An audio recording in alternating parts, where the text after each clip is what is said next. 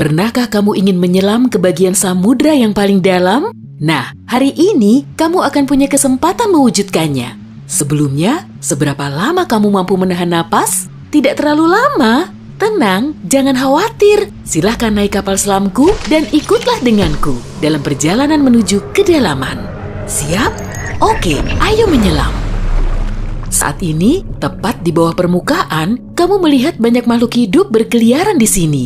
Banyak sekali ikan dan hewan laut, serta halo, orang-orang yang sedang berenang melambaikan tangan ke kita. Tapi kita tak akan berlama-lama di sini. Dadah! Pada kedalaman 20 meter, ada dunia baru yang terbuka di depan matamu. Terumbu karang dangkal tumbuh dengan indah tidak jauh dari pantai. Dan hey, kita bertemu banyak orang lagi di sini.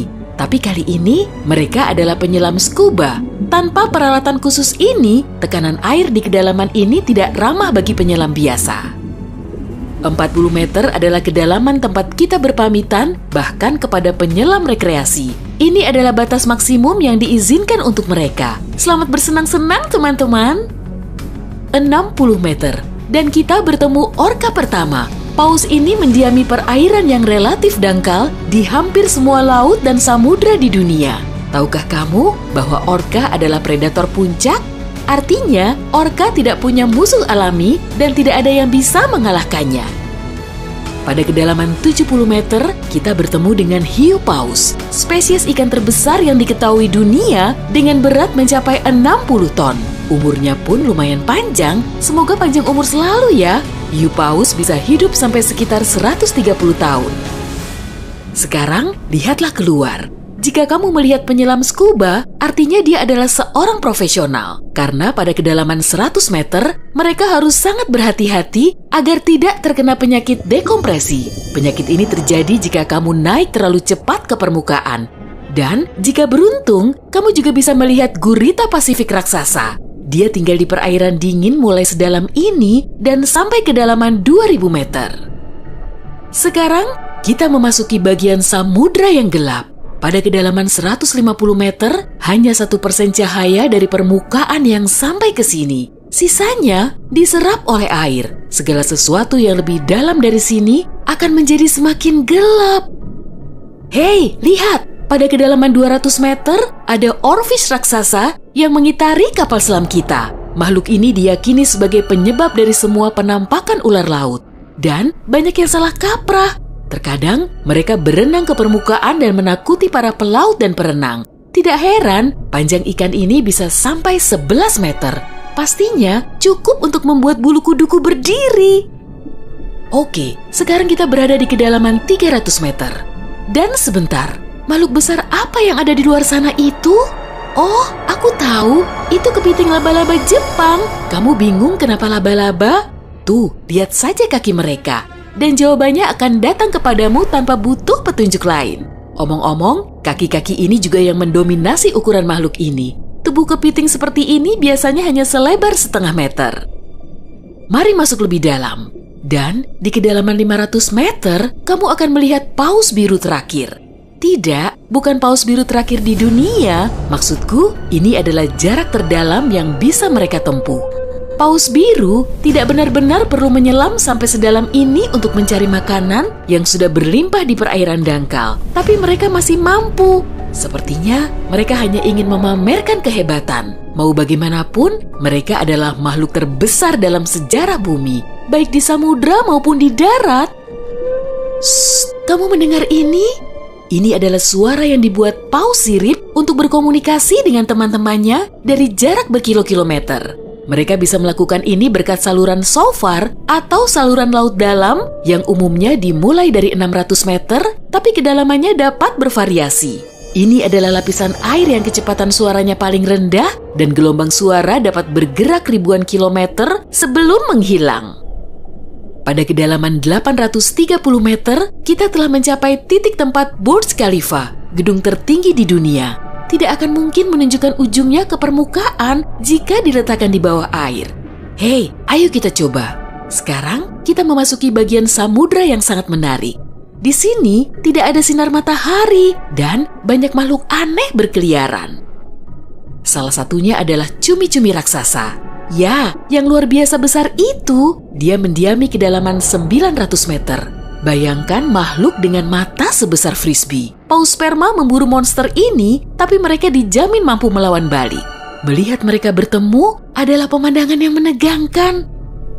Dan disinilah kegelapan pekat akhirnya menyelimuti kita. Zona tengah malam. Tekanan di sini sangat besar, sehingga jika kamu entah bagaimana bisa sampai ke sini tanpa kapal selam, kamu akan hancur dalam beberapa detik. Dan lebih malangnya lagi, tanpa melihat apapun, pasti tidak mau kan? Kembali ke topik. Di kedalaman 1100 meter terdapat Mata Barat, salah satu gunung berapi samudra terdalam di dunia. Letusan terakhirnya terjadi pada tahun 2009 dan bahkan direkam oleh kendaraan yang dioperasikan dari jarak jauh.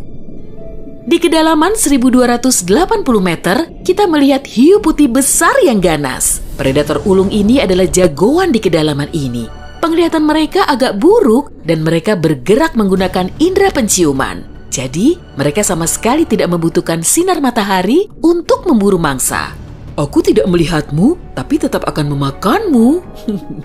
Selain itu, penyu belimbing, penyu terbesar di dunia, menyelam di kedalaman yang sama. Apa mereka sengaja menyelam sampai sini untuk bermain dengan hiu putih besar? Wah, lihat jala-jala besar itu. Kita sekarang berada di kedalaman 1500 meter, tempat metode penangkapan ikan bernama menangkap semua digunakan. Jala di sini akan diseret di sepanjang dasar samudra, menangkap apa saja yang kurang beruntung di sana. Mengenai seberapa merugikannya metode ini bagi kehidupan samudra, biar kamu sendiri yang menilai. Pada kedalaman 1830 meter, jika berada di Grand Canyon, kita akan duduk di titik terendah dan terdalamnya. Bayangkan semua curug di sana terisi penuh oleh air, maka seperti itulah pemandangan di sini. Nah, jika kita benar-benar berhati-hati, pada kedalaman 2000 meter, kita akan melihat ikan naga hitam. Makhluk yang bagaikan muncul dari mimpi buruk ini tinggal di bagian samudra yang dalam dan gelap. Dan percayalah padaku, lebih baik dia tetap di sana. Bentuknya mirip makhluk dari film horor dan aku lebih suka jika kita tidak berpapasan dengannya di permukaan. Pada kedalaman 2250 meter, kita harus berpamitan dengan paus sperma. Ini adalah titik terdalam yang bisa mereka selami. Dan mereka memang tidak punya urusan untuk menyelam lebih dalam lagi. Mungkin kalau mereka berburu ikan naga hitam, atau justru mereka yang diburu. Mustahil, perbedaan ukuran mereka terlalu besar. Panjang paus sperma bisa mencapai 19 meter yang menjadikannya paus bergigi terbesar di dunia. Tidak banyak makhluk laut bisa melawannya. Semoga kapal selam kita punya lampu sorot yang kuat ya. Karena tanpanya, kita tidak akan bisa melihat keindahan terumbu karang samudra dalam yang super indah di kedalaman 3000 meter. Terumbu karang ini dapat ditemukan di setiap samudra dan sayangnya tidak bisa dilihat tanpa peralatan khusus untuk menyelam di samudra dalam. Oke, mari terus melangkah lebih dalam. Dan di kedalaman 3700 meter, kita mencapai kedalaman rata-rata samudra dunia. Mulai sekarang, perjalanan menuju kedalaman yang sebenarnya dimulai. Dasar samudra rata-rata telah kita lewati, jadi sekarang saatnya menyelami celah terdalam. Pada kedalaman 4500 meter, monster dari mimpi buruk terburukmu muncul di sini. Anglerfish misalnya, akan membuat siapapun bergidik ngeri. Giginya yang panjang dan bengkok, serta antena di kepalanya untuk memikat mangsa, sudah cukup untuk menimbulkan rasa takut, bahkan di hati orang-orang yang paling berani. Tapi yang lebih mengerikan, mungkin adalah makhluk yang disebut swallower hitam. Itu adalah monster mirip belut yang memiliki perut super elastis dan mampu menelan mangsa yang ukurannya 2 kali lipat. Lihatlah ke bawah, dan kamu akan melihat bangkai kapal terdalam yang pernah ditemukan.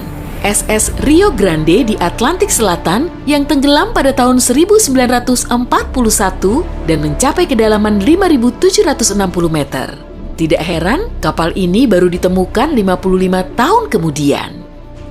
Sekarang, bagian samudra terdalam dan tergelap dimulai. Kita menyelam ke Palung Mariana.